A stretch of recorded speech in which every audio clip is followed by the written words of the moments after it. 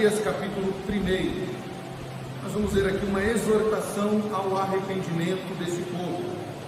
Diz assim a palavra do nosso Deus, Zacarias capítulo 1. No 8º mês do segundo ano de Dario, veio a palavra do Senhor ao profeta Zacarias, filho de Berequias, filho de Ido, dizendo: O Senhor se irou em extremo contra vossos pais. Portanto, dizem: assim diz o Senhor dos exércitos, tornai-vos para mim, diz o Senhor dos exércitos, e eu me tornarei para vós outros, diz o Senhor dos exércitos. Não sejais como vossos pais, a quem clamavam os primeiros profetas, dizendo: assim diz o Senhor dos exércitos, convertei-vos agora dos vossos maus caminhos e da vossa má obra, mas não ouviram, nem me atenderam, diz o Senhor. Vossos pais, onde estão eles? E os profetas, acaso vivem para sempre?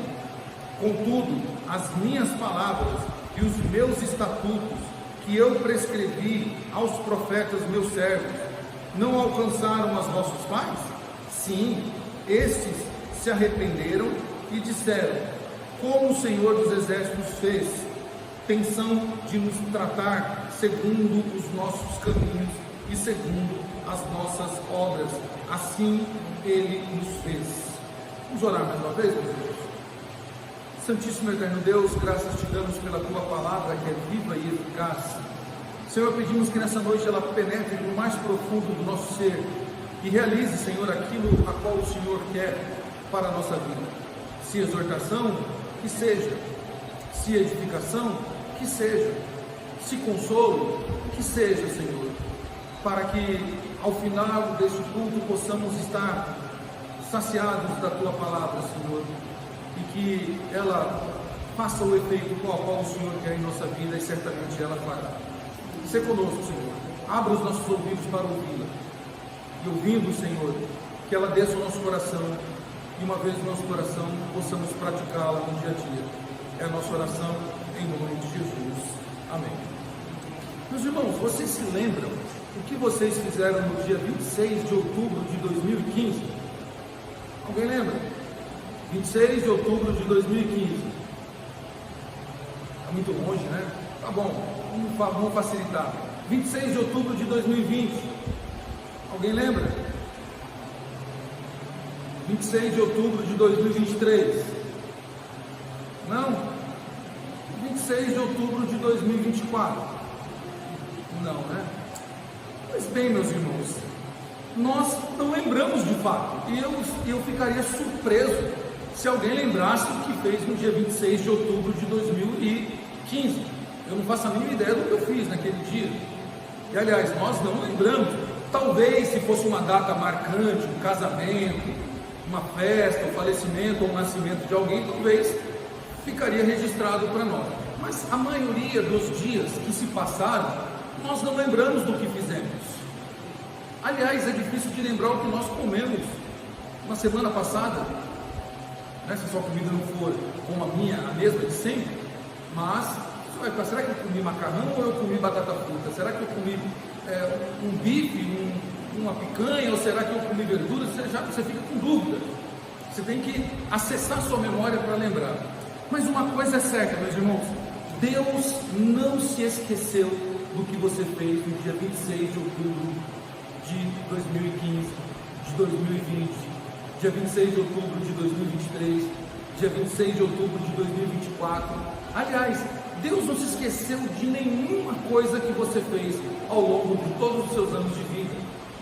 Portanto, esse texto, meus irmãos, ele nos faz enxergar aqui a ação de Deus e nos mostra que devemos ter cuidado com a nossa vida, porque nós podemos esquecer das coisas que nós fizemos, mas Deus não se esquece. Aliás, o próprio nome do profeta Zacarias, o nome dele significa Deus se lembra. Deus se lembra.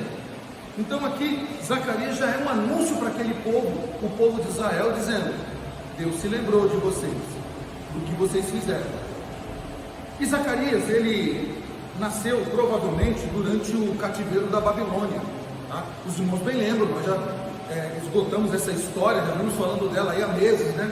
O povo é cativo por causa dos seus pecados, o reino é dividido, depois que o reino é dividido, Israel passa a ser dois povos, duas nações, a nação do reino do norte e do reino do sul.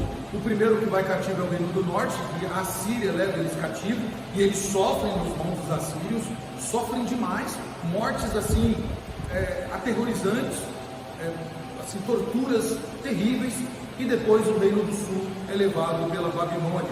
E provavelmente Zacarias, ele nasce nesse período aqui do cativeiro babilônico. Ele era um descendente da linhagem sacerdotal, era alguém que tinha aqui um chamado de Deus desde o seu nascimento. Zacarias, ele volta para Jerusalém, ou para Jerusalém, de fato, para Judá, como os primeiros judeus que são autorizados pelo Ciro a voltar para Israel, para Israel do Sul, para Judá. Lá, quando nós passamos pelo livro de Esdras, nós lemos essa história, quando o rei autorizou que os primeiros judeus voltassem para reconstruir a cidade e também o templo de Deus. Então ele foi chamado por Deus como profeta para animar os construtores através de uma visão gloriosa que nós exploraremos ela mais nos próximos domingos, sobre as visões que Zacarias tem, né, dos 7 cavalos ali que ele tem. Então Zacarias, diferente de Ageu é levantado como profeta para falar com o povo que eles estavam deixando Deus de lado, estavam deixando a casa de Deus de lado.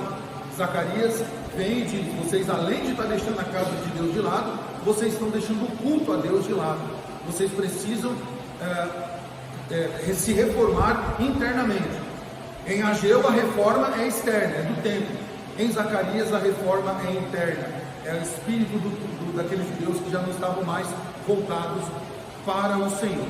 Então, como eu estou dizendo aqui, Zacarias foi o quê? Companheiro de Ageu, companheiro de ministério do profeta Ageu. E o tempo de profecia, né, o tempo do ministério profético de Zacarias foi provavelmente do ano 520 ao ano 520 a 518 antes de Cristo, tá? Então foi praticamente aí 2 a 3 anos de ministério profético de Isaías. E suas mensagens, meus irmãos, são uma série de visões que tratam da reconstrução de Jerusalém e da reconstrução do templo, além do perdão dos pecados do povo e do futuro Messias prometido. Aliás, Zacarias é um dos profetas que mais vai falar sobre o momento da crucificação de Cristo, o momento de toda a via dolorosa de Cristo, desde a sua traição até a sua morte na cruz. Zacarias, ele então trata desses temas que são importantes para a reconstrução daquela nação. Aquela nação que estava cativa, que agora volta para a sua terra. Alguns, eles precisam reconstruir a cidade, reconstruir o templo, mas ainda há algo que eles não estavam se apercebendo, que Deus não está interessado somente num templo bonito, luxuoso e esplêndido, mas principalmente no coração dos seus servos. É o que Deus espera de cada um de nós. Então, quando Nabucodonosor, nós vimos isso também, quando Nabucodonosor, que era o rei da Babilônia, ele conquistou Jerusalém e destruiu, ele destruiu não só o templo, mas ele levou a exílio muitos judeus. Naquela safra nós falamos, né, Daniel e mais alguns. Só que 70 anos mais tarde, cumprindo-se a profecia, cumprindo-se aquilo que a palavra de Deus disse, que eles seriam levados cativos, mas eles, depois que o tempo determinado por Deus se completasse, cada ano do cativeiro foi cada ano de pecado deles, então esses 70 anos que eles ficaram cativos, eles foram então reconduzidos, uma primeira safra, por ordem do Ciro, pelo decreto do rei Ciro, e eles puderam voltar 70 anos depois para reconstruir a sua terra e também reconstruir o templo. Isso está lá em Esdras capítulo 1, versos 2 a 4, né? Está narrado aqui a mão de Deus agindo através de Ciro.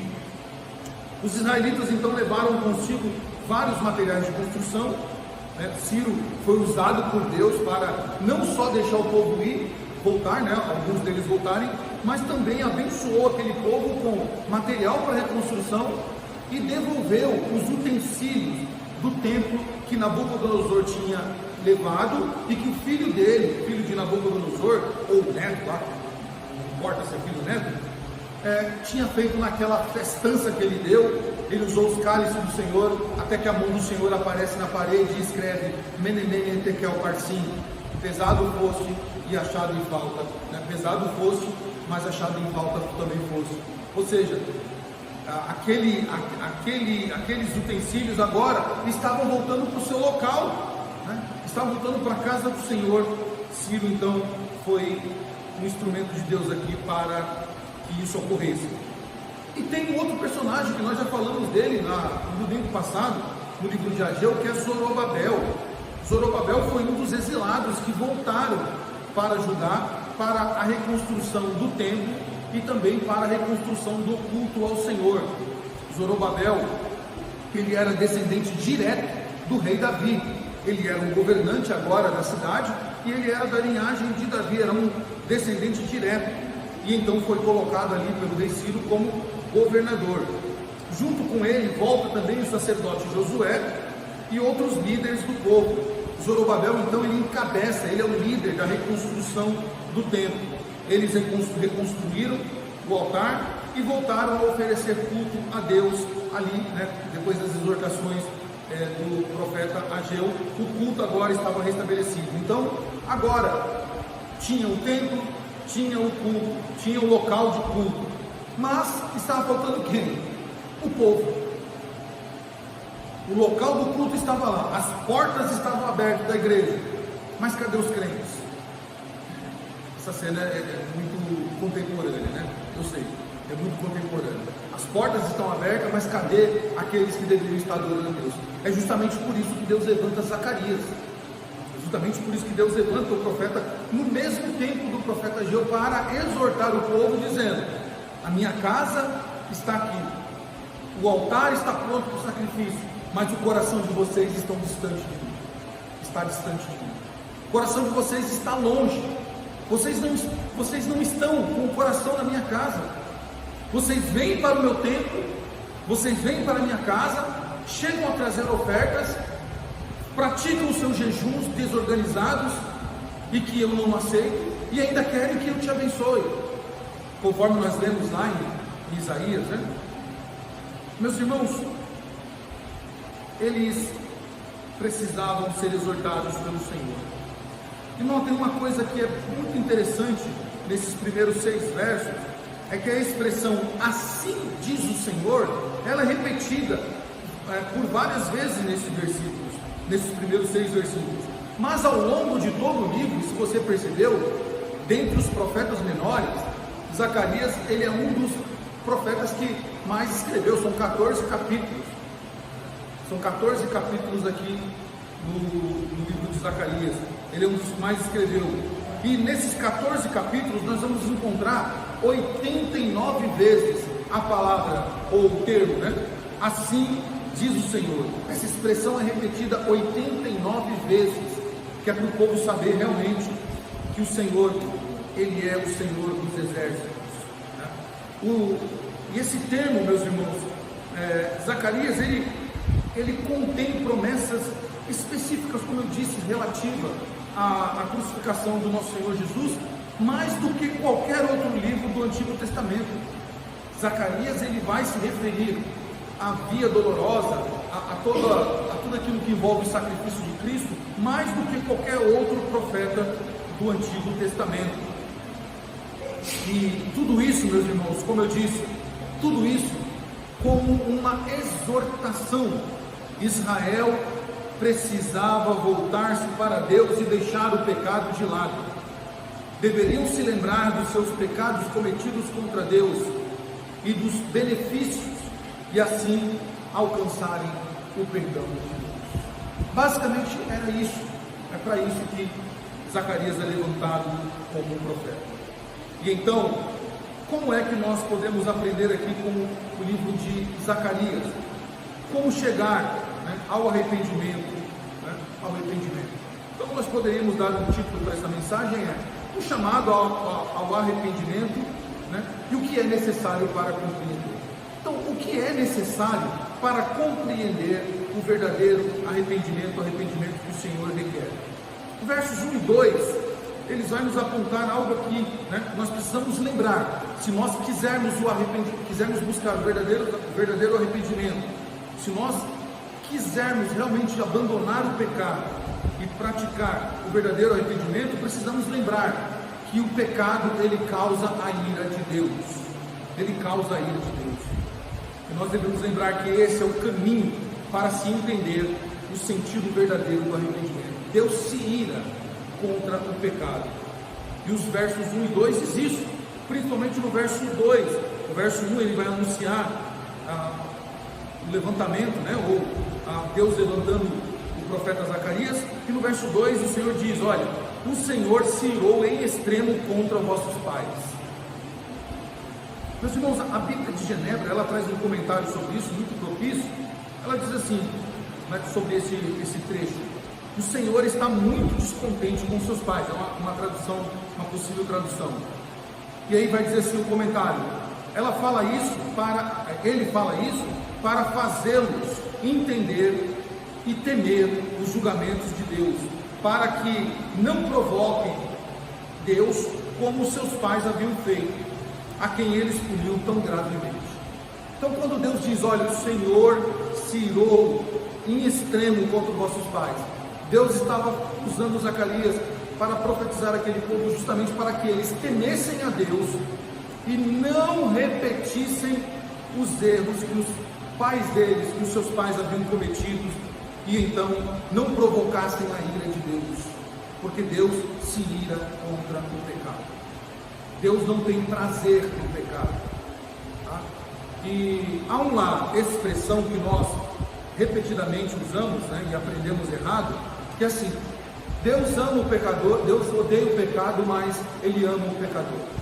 Meus irmãos, isso não é bíblico, isso não é verdade. Deus ama aqueles que obedecem a sua palavra. Deus ama todos aqueles que o buscam e querem se arrepender do seu pecado. Ah, parece bonitinha a frase, muito bonitinha, muito pomposa, né? É muito ursinho de pelúcia, mas não é uma frase bíblica. Deus ama aquele que se arrepende dos seus pecados, aquele que busca o Senhor e confessa os seus pecados. Deus não ama o pecado, e Deus não ama o pecador. Por mais doloroso que seja, Deus se aborrece do pecador. E Deus permite que essa pessoa seja exortada para que ela se arrependa e então seja objeto do amor de Deus, para que ela alcance o favor do Senhor e então passe a ser amada de Deus. Deus se ira, meus irmãos, e se irou contra os antepassados dos judeus, de Zacarias aqui, e essas gerações antepassadas, elas se recusaram a ouvir a mensagem dos primeiros profetas. Os primeiros profetas foram levantados, e Deus falou, 700 anos, Deus falou: olha, se arrependam dos seus caminhos, se arrependam dos seus pecados, abandonem os ídolos, deixem de praticar o mal, sejam hospitaleiros, amem o seu próximo, né? Não paguem o bem com o mal. Deus exortou por 700 anos, e então veio a ira do Senhor contra eles, porque eles não ouviram a voz do Senhor, o nosso Deus. E então os que avisaram sobre o castigo no exílio, os profetas, né? A profecia que eles avisaram, que eles disseram ao povo, se cumpriu. E é por isso que nós vamos ler abaixo, Deus está dizendo assim: onde é que estão os profetas? Por acaso não se cumpriu a palavra que eu disse através deles? Então aquele povo foi punido porque eles não ouviram, e Deus está exortando, dizendo assim: não façam a mesma coisa.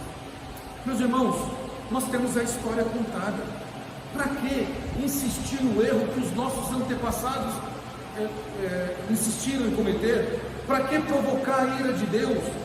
sendo que nós temos a história contada e Deus dizendo: olha, não façam como os demais, não façam como os outros, não venham diante de mim fingindo prestar culto, mas me adorem em verdade e em espírito. Meus irmãos, esta expressão aqui, o Senhor se irou, na tradução, a tradução mais literal seria assim: o Senhor se irou irando. Seria a tradução literal, mas não dá encaixe na nossa língua portuguesa. Mas no hebraico seria: ele se irou, Deus se ira irando. É uma conotação intensificada, né? Ou seja, Deus estava enojado, né?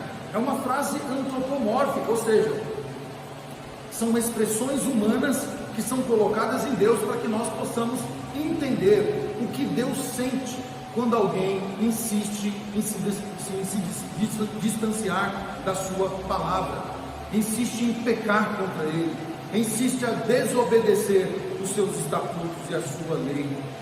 Essa ira do Senhor, né, irado com ira, mostra a grande indignação de Deus com aquele povo por causa dos seus pecados. Meus irmãos, Deus se lembra de tudo que nós fizemos e Ele sabe o que nós estamos fazendo. A memória de Deus, ela é uma memória perfeita, completa, plena. Deus se lembra do que nós fizemos ontem, Deus se lembra do que nós estamos fazendo hoje, e Deus se lembra do que nós vamos fazer amanhã. Por isso, Deus estava aqui lembrando o povo dele que veio do cativeiro, que eles eram frutos da desobediência, né? Da desobediência da lei de Deus. Deus está lembrando eles, dizendo assim: olha, há 70 anos atrás, os seus pais me desobedeceram, eles deixaram-me de lado, e passaram a adorar outros deuses, e passaram a desprezar a minha palavra. Não façam isso, não sejam como o pai de vocês, que insistiram e recusaram o meu perdão. Então Deus levanta o profeta para exortá-los, para que eles se lembrem, e também para mostrar que Deus é o Deus que perdoa, é o Deus que realmente Ele apaga as nossas transgressões quando nós confessamos. Deus, meus irmãos, está lembrando esse povo que Ele é o único Deus deles, e que eles deveriam tratar o Senhor como o único Deus de fato, e o único que poderia mudar a história deles, e era o único que poderia reescrever a história daquele povo. Mas eles precisavam de uma reforma interior, eles precisavam ser reformados. E isso para nós é muito interessante, porque essa semana nós vamos comemorar os 508 anos da reforma protestante, iniciada no ano de 1517 com Martinho Lutero, e depois a reforma ela foi se aperfeiçoando, ela foi crescendo cada vez mais através dos reformadores posteriores a Lutero. E uma expressão, meus irmãos, que nós usamos até ela de forma errada, igreja reformada sempre se reformando, né? Ela não está correta de acordo com o original, que é o latim, né? Ecclesia reformata et reformata, né? Ecclesia reformata et reformata. A ideia ali é igreja reformada sendo reformada, porque a voz ali no latim ela é passiva, a igreja ela é passiva, ela não consegue se reformar sozinha, mas ela precisa de alguém para reformá-la, então ela é passiva. Então o termo correto seria igreja reformada sendo reformada, tá? Essa é a ideia do texto original. Por quê? Porque nós precisamos continuar sendo reformados pelo Espírito de Deus.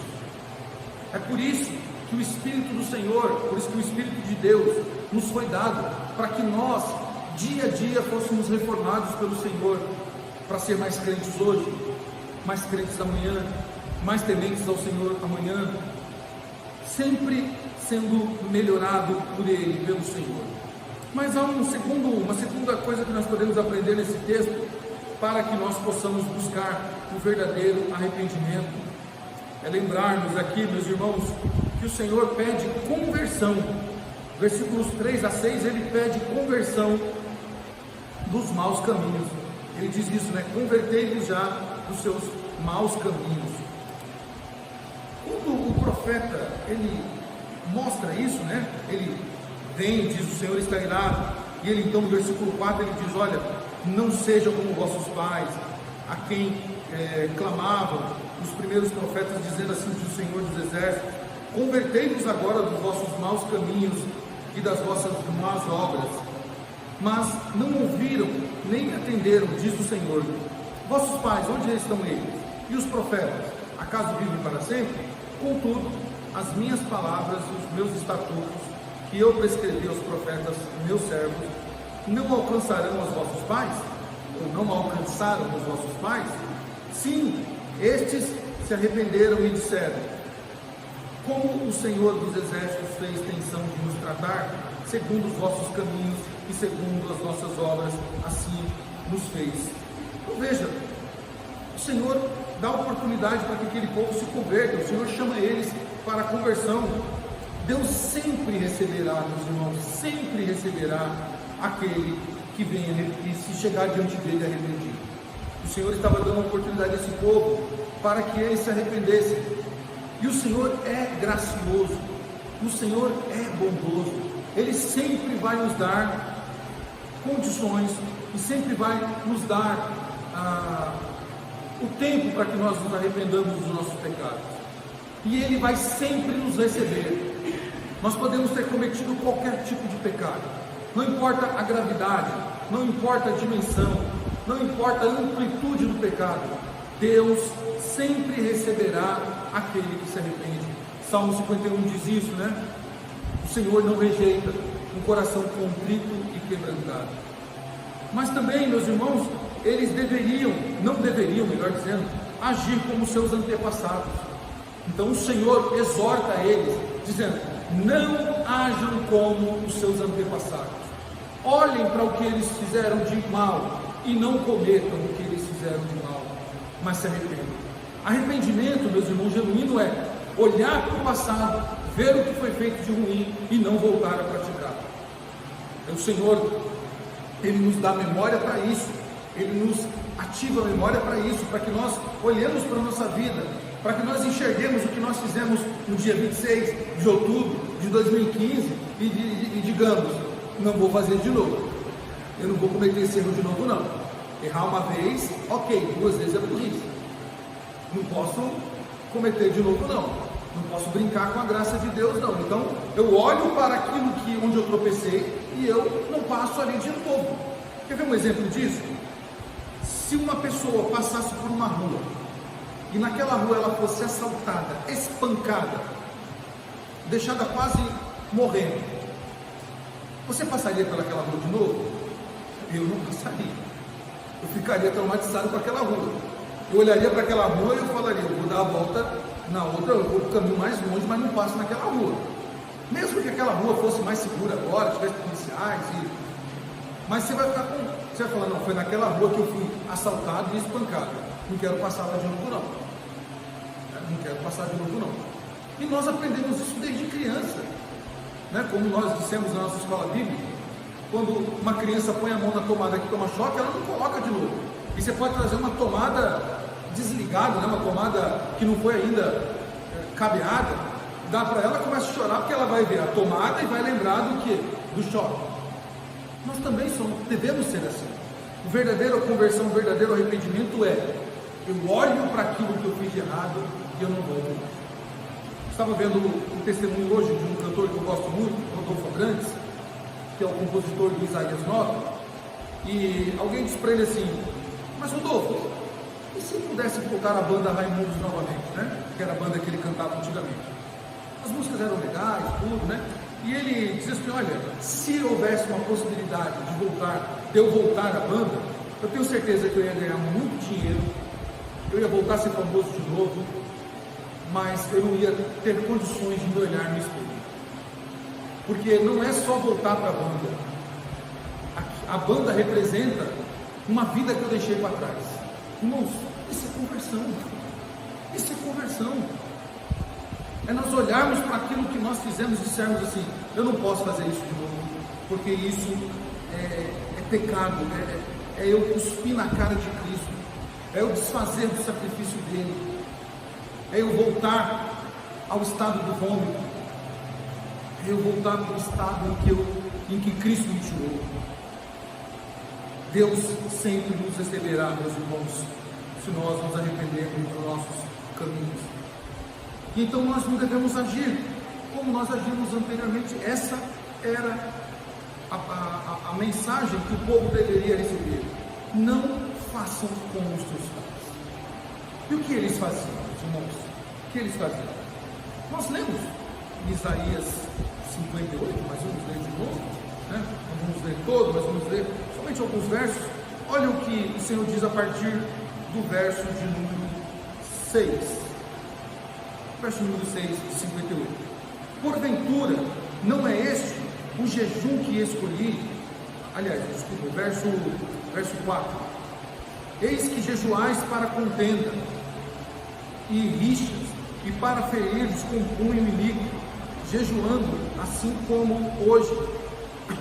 Não se fará ouvir a vossa voz do alto.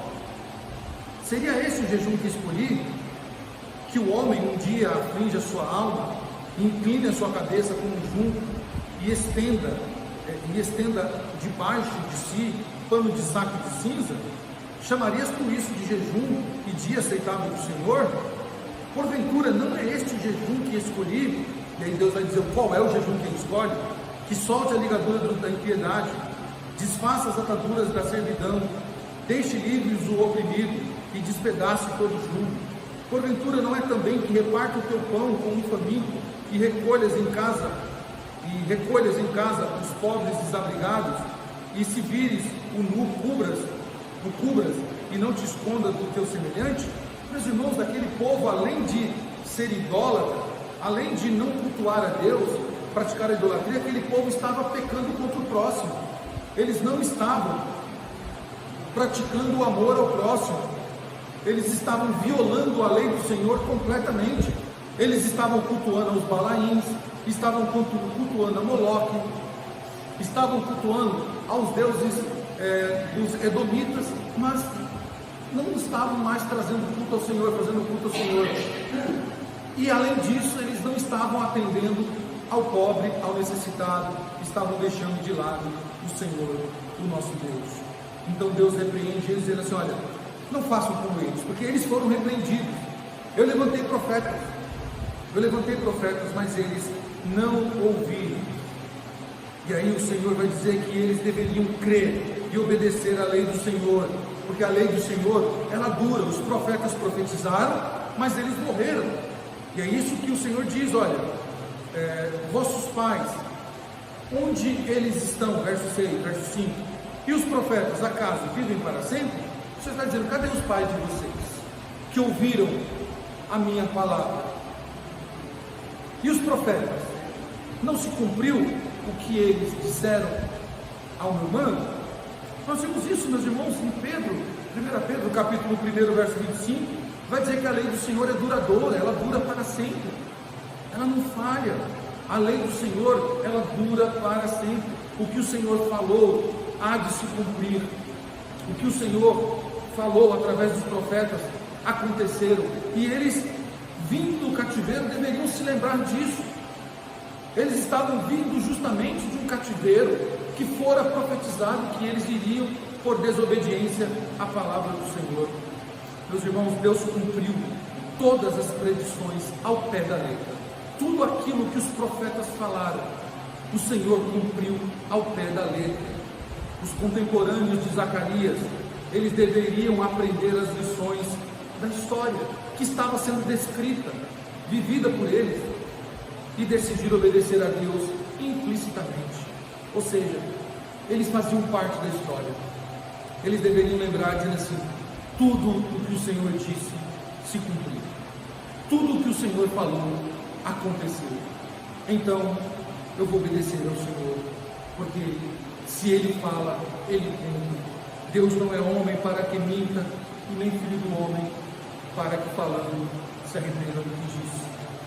Meus irmãos, nós precisamos aprender que enquanto Deus é amor, e ao mesmo tempo Ele também é o Deus de justiça, precisamos aprender que na nossa vida nós vamos conviver com isso, com o amor de Deus, mas também vamos conviver com a justiça do Senhor, caso desobedeçamos a sua palavra. E nós não devemos esconder este fato, de que Deus é um fogo consumidor, e Ele há de consumir todos aqueles que pecaram contra a sua palavra, todos aqueles que lhe desobedeceram. Deus se irrita com o pecado, Deus não tem prazer no pecado, porque o pecado, meus irmãos, ele destrói aquilo que Deus construiu com tanto amor e carinho. O pecado, ele nos afasta do Senhor, ele quebra a comunhão com o nosso Deus. E o pecado, meus irmãos, faz com que outro Deus seja adorado no nosso coração e não o Senhor. Tim Moore, um escritor chamado Tim Moore, um teólogo, ele diz assim: enquanto Deus é amor, e ao mesmo tempo os pregadores do Evangelho devem pregar essa gloriosa verdade de que Deus é amor, não devem esconder o fato de que Deus é um fogo consumidor e está irritado com os ímpios todos os dias. Também, dentro desse mesmo pensamento, o escritor chamado Walter Kaiser Jr., ele diz: o sinal de uma sociedade doente é quando estamos dispostos a ouvir apenas os pronunciamentos de amor de Deus e não as mensagens que também declaram a ira de Deus contra o pecado. Meus irmãos, nós vivemos um momento em que muitos cristãos querem somente os benefícios de Deus, só querem o amor de Deus, e eles acham que podem viver uma vida de pecado, que podem viver uma vida dúbia, adorando a Deus e adorando a Baal, se prostrando a Deus e se prostrando a demônios. Acham que podem cultuar a Deus depois de se deleitarem com os seus pecados de estimação. Deus não tolera o pecado, Deus abomina o pecado. Meus irmãos, concluindo, enquanto a missão do profeta Ageu foi a reconstrução do templo físico, que o povo tinha deixado de lado, e ele exortou o povo para que obedecesse de forma concreta e real essa ordenança do Senhor de reconstrução do templo. Zacarias ele prega para um povo que precisa ser reformado internamente, e essa reconstrução é das ruínas internas de um coração afastado de Deus. Aqueles que voltaram da Babilônia deveriam deixar a vida de pecado e se voltar ao Senhor. Os crentes deveriam fazer mais do que se preocupar com o estereótipo, mais do que se preocupar com o externo, mas deveriam se preocupar com o coração. Como é que está esse coração diante de Deus? Como igreja de Cristo, meus irmãos do século 21, devemos notar essa mensagem de Zacarias, que é encorajadora para nós, que é também de esperança para nós, tudo isso promovida pelo nosso Senhor, que não anda longe do temor e da reverência que Ele exige de nós. O servo de Deus deve obedecer e honrar ao Senhor, porque o Senhor nos ama profundamente como um pai ama o seu filho, e devemos ser gratos ao Senhor por todas as bênçãos que nós não merecemos. Meus irmãos, devemos ver Deus, devemos olhar para o nosso Deus como um Deus santo, um Deus justo, e sendo Deus um Deus justo, santo e justo, Ele exige de nós também santidade e justiça. Ele exige que eu e você sejamos santos e justos, e que também abandonemos e fujamos do pecado e da rebeldia, porque caso não façamos isso, a ira do Senhor virá sobre nós, e nós teremos que lidar com a disciplina do nosso Deus. É isso que o autor dos Hebreus diz, que Deus é fogo consumidor e Ele disciplinará aqueles que se rebelarem contra a sua palavra. E segundo o mesmo autor aos Hebreus, lá no capítulo 12, né, ele vai dizer que apesar de produzir o bem nos seus servos, apesar de Deus fazer o bem a nós, Deus não considera culto duplo, Deus não considera uma vida dupla, adorando a Deus e adorando aos ídolos, buscando a Deus e tendo uma vida de pecado. Nós devemos obedecer a palavra do Senhor, porque, como disse Zacarias repetidas vezes, assim diz o Senhor para nós nessa noite: obedeçamos a palavra do Senhor e nos arrependamos dos nossos pecados. Vamos orar?